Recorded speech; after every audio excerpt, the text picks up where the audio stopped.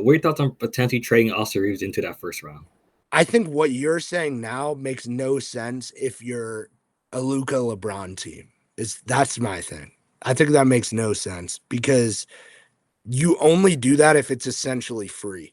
Whoever you take, you're taking a chance on. You don't know if they're going to be in the rotation. You're praying for a backup potentially. And I feel like the difference between 30, let's just say like 35 and 27 would never be worth it unless a guy fell. Like you were talking about Danny falling.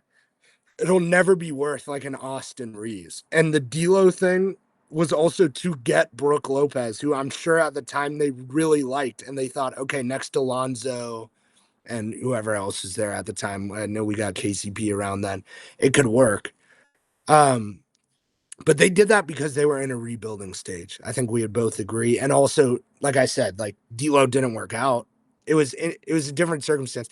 Austin, say what you will, and I'm not the biggest Austin fan, to be honest. I think he's kind of gimmicky. Like, I think he's a regular season guy a lot more than playoffs.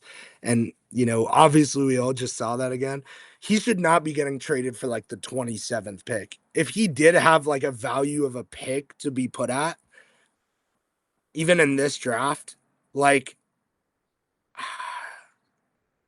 Austin's like pick 4.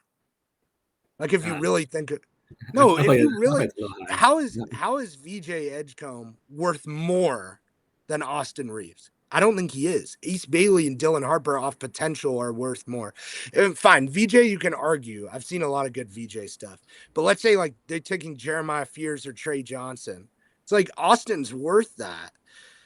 And obviously I don't see the Lakers doing that. And I think Austin would only get traded if the Lakers are getting like an elite center or starter, you should say, like someone who can start right off the bat.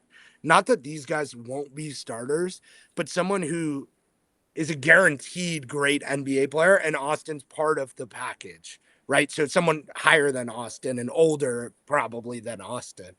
Um, yes, I do think the Lakers should trade Austin though, and that's another conversation. I'll say Austin, it makes my value. I kind of ram towards like the 19th pick at Brooklyn, number 19.